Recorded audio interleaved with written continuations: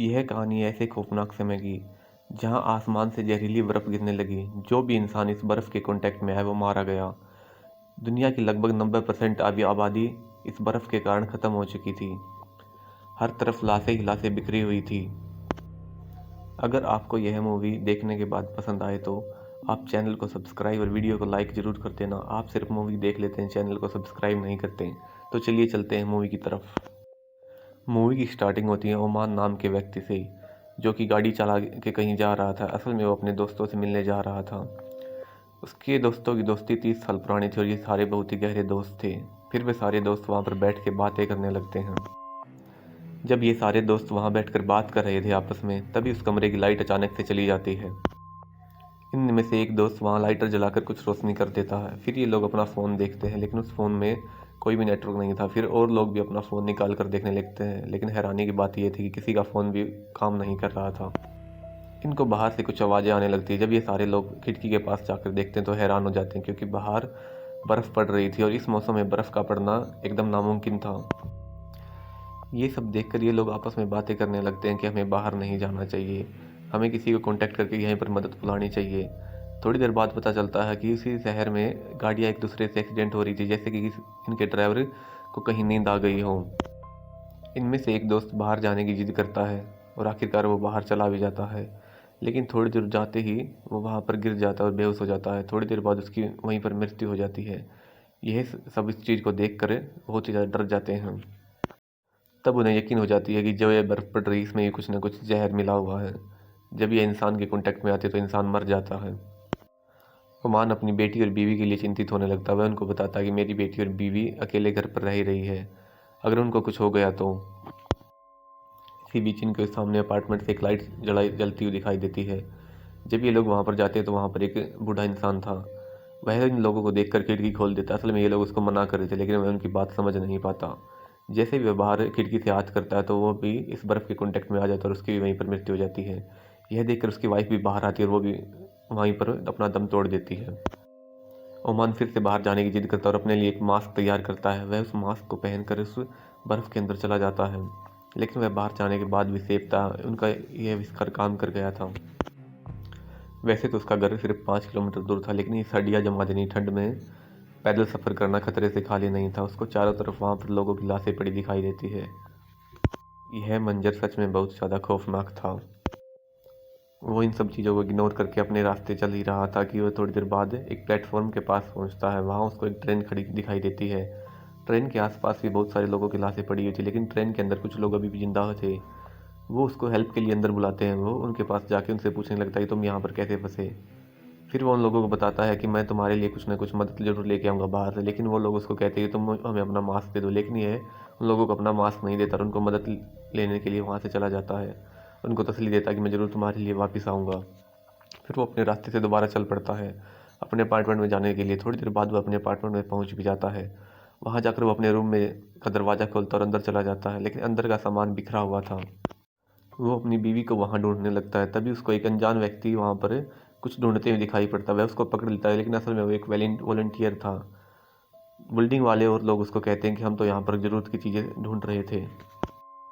इसी बीच उसकी बीवी भी वहाँ पर आ जाती है और ओमान उससे उसकी बेटी के बारे में पूछता है, लेकिन उसकी बीवी उसको बताती है कि उसकी बेटी तो कल रात से घर पे ही नहीं आई, वह अपने दोस्तों के पास रह रही है। ओमान जैसे ही बाहर निकलता है तो उसको सब लोग घेर लेते, उसको पूछते हैं कि तुम यहाँ पर कैसे आए। फिर वह उसे अपने मास्क के बारे में बताता है। तब ये लोग उसको कहते हैं कि तुम्हें ये मास्क हमें देना होगा, क्योंकि हमारे पास खाने पीने की चीज़ें नहीं, हम बाहर से खाने पीने की चीज़ें ले आएंगे। लेकिन इन दोनों के बीच बहस होने लगती है और बहस हाथापाई तक उतर आती है। फिर वो लोग वहाँ से भागने लगते हैं और एक कमरे के अंदर जाकर छुप जाते हैं। वह अपना मास्क अपनी बीवी को पहना देता है और खुद एक जुगाड़ू सा पॉलीथीन मुंह पे लगाकर बाहर निकल जाता है। थोड़ी देर बाद उसका उस पॉलीथीन में मुंह दम घुटने लगता है और वह ज़मीन पर बेहोश होकर गिर जाता है। जब उसको दोबारा से होश आता है तो उसको अपने खुद को एक गाड़ी के अंदर पाता है। असल में उसके दोस्तों ने उसको बचा लिया था। उन लोगों ने एक पुरानी गाड़ी में स्टार्ट कर दी। असल में जो विंटेज कारें थी वो भी चल रही थी। फिर ये लोग अपने दोस्त को लेकर किसी सेफ जगह पर जाने लगते हैं और वहाँ पर उसका इलाज करते हैं। थोड़ी देर बाद उनकी गाड़ी लेके ओमान और उसकी वाइफ स्कूल में जाते हैं, क्योंकि उसमें स्कूल में जाने के बाद उनको पता लग जाएगा कि उसकी बेटी किस दोस्त के पास रह रही थी। तभी ओमान की बीवी को बाहर से कुछ आवाज़ें आने लगती है। जब वह बाहर जाकर देखती है तो वहाँ पर एक बच्चा चिल्ला रहा था। असल में उसके दोस्तों ने उसको बाथरूम के अंदर बंद कर दिया था। वह बच्चा वहाँ पर बहुत ही ज़्यादा डरा हुआ था। जब उसकी बीवी ओमान को कहती है कि हमें इसे बाहर निकलना चाहिए, पहले तो ओमान मना करता है, लेकिन बाद में बार बार मनाने पर वह उसको वहाँ से निकाल ही देता है। वह उसको समझाता है कि बाहर बहुत ही ज़्यादा खतरा है, जो भी लोग जिंदा थे सब लोग मर चुके हैं, तो तुम्हारा बाहर जाना सेफ नहीं है। लेकिन पहले तो इनकी बात पे भरोसा नहीं करता, लेकिन वह जब खुद देखता है कि बाहर जिन लोगों ने इसे बंद किया था वो उनकी सब की लाशें पड़ी हुई है, फिर वो इनकी बात मान जाता है। फिर ये लोग उस लड़के को अपनी गाड़ी में बिठाकर वहाँ से जाने लगते हैं। एक घर के पास पहुँचते हैं और घर के अंदर जाकर अपनी बेटी को ढूंढने लगते हैं, लेकिन वहाँ पर उनको एक खौफनाक दृश्य दिखाई पड़ता है। वो सारा परिवार पूल के पास डिनर कर रहा था, लेकिन तभी पर बर्फ़ पड़ने लगी और वह परिवार सारा वहीं पर मर गया। असल में ये उसी लड़के का परिवार था जो इनके साथ गाड़ी में बैठा हुआ था। यह देखकर वह लड़का बहुत ही टूट जाता और बीमार हो जाता। उसका बुखार बहुत ही ज़्यादा बढ़ गया था। ओमान की बीवी उसको हेल्प करने के लिए बोलते। पहले तो ओमान फिर से मना करता कि हमें इस झंझट में नहीं पड़ना चाहिए, लेकिन इंसानियत के नाते उसकी बीवी उसको ज़बरदस्ती करती है और उनको मेडिकल स्टोर में जाना पड़ता है। वहाँ पर उसको कुछ ज़रूरतमंद की दवाइयाँ ढूंढने लगती है। तभी बाहर से किसी के खटखटाने की आवाज़ सुनाई पड़ती है।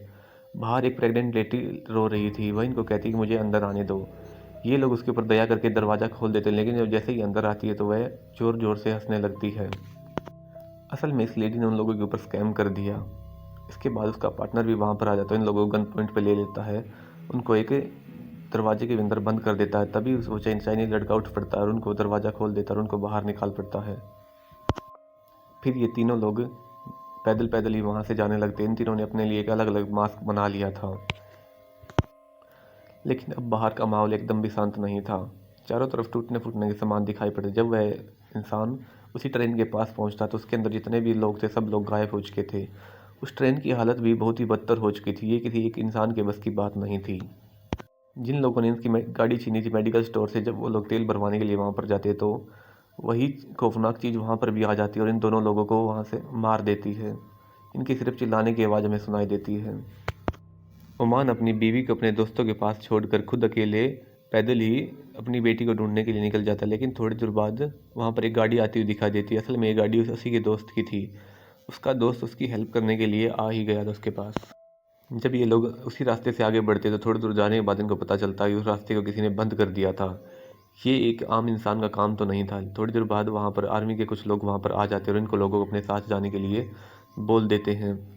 थोड़ी देर जाते ही उनके ऊपर एलियन कीड़ों का हमला हो जाता है। असल में ये कीड़े बहुत ही ज़्यादा बड़े थे। इन लोगों ने सभी आर्मी के लोगों को मार दिया था और ये दोनों वहाँ पर छुप जाते हैं। कीड़ों के जाने के बाद ये लोग वहाँ से बाहर निकलते हैं और वहाँ पड़े हुए हथियारों को अपनी सेफ्टी के लिए उठा लेते हैं। यह देखकर ये लोग बहुत ही ज़्यादा डर जाते हैं और अपने सफ़र पर फिर से धीरे धीरे आगे बढ़ने लगते हैं। वो एकदम शांति से बिना किसी आवाज़ के आगे बढ़ रहे थे, तभी उनको सामने एक कीड़ा दिखाई पड़ता है। उस कीड़े ने भी इन लोगों को देख लिया था। वह इनके ऊपर हमला करने लगता। तभी ओमान उसके ऊपर गोली चला देता। उसको गर्दन में गोली लग जाती है और वो वहीं पर मर जाता है। इसके बाद तो गोली की आवाज़ सुनकर और भी कीड़े वहाँ से बाहर निकलने लगते हैं और इनके पीछे पड़ जाते हैं। ये लोग एक चर्च के सामने खड़े हो जाते हैं। तभी कुछ लोग इनकी हेल्प कर देते हैं और चर्च का दरवाज़ा खोल देते हैं और इन लोगों को चर्च के अंदर ले लेते हैं। हमें दिखाई पड़ता है कि यहाँ पर कुछ लोग पहले से ही रह रहे थे। वो लोग इनको बताते हैं कि शहर में चारों तरफ एलियन कीड़े फैल गए हैं। असंख्य कीड़े सारी गलियों में घूम रहे हैं और लोगों को ढूंढ ढूंढ कर मार रहे हैं। ये लोग इनको बताते हैं कि यहाँ पर खाने की चीज़ें भी सीमित हैं। धीरे धीरे इनका खाना ख़त्म हो रहा है तो इनको बाहर निकलना होगा। यह सोचकर ये सारे लोग यहाँ से जाने लगते हैं और किसी सेफ जगह के लिए यह लोग बिना किसी आवाज़ किए दीवार के सहारे शांति से आगे बढ़ रहे थे। तभी इन लोगों के ऊपर एलियन कीड़ों का हमला हो जाता है। ये लोग जैसे तैसे करके उसी अबेंडेंट बस के अंदर छुप जाते हैं। उनके कीड़ों के जाने के बाद बाहर आते हैं। तभी इनके नज़र कुछ आर्मी के लोगों को पड़ती है और वो इन लोगों को वहाँ से सेफली अपनी गाड़ियों में बैठा कर ले जाने लगते हैं। जब उनको कैंप में ले जाते हैं तो वहाँ पर ओमान को अपनी बेटी भी मिल जाती है। वह अपनी बेटी को देखकर बहुत ही ज़्यादा खुश हो जाती है और एक अजीब सी शांति भी पड़ती है। ओमान अपनी बेटी को कहते हैं अब तुम हमेशा मेरे साथ रहना। फिर आर्मी वाले डिसाइड करते हैं कि इन लोगों को एक सेफ प्लेस पे लेके जाना चाहिए जहाँ पर एलियन कीड़ों का कोई भी खतरा ना हो। वो इन लोगों को बसों में बिठाकर वहाँ से ले जाने लगते हैं। कुछ देर बाद वो लोग सेफ प्लेस पे पहुँच भी जाते हैं जहाँ और भी लोग जिंदा बचे हुए थे। यहाँ पर इंसानियत का आखिरी अंश बचा हुआ था इतनी तबाही के बाद भी। इन लोगों को एक दूसरे को देखकर ज़िंदगी की उम्मीद दिखाई पड़ती है। ये लोग खुशी खुशी यहाँ पर रहने लगते हैं। इसी के साथ ही ये मूवी यहाँ पर एंड हो जाती है। अगर आपको ये मूवी पसंद आई हो तो प्लीज़ चैनल को सब्सक्राइब और लाइक कर दीजिए।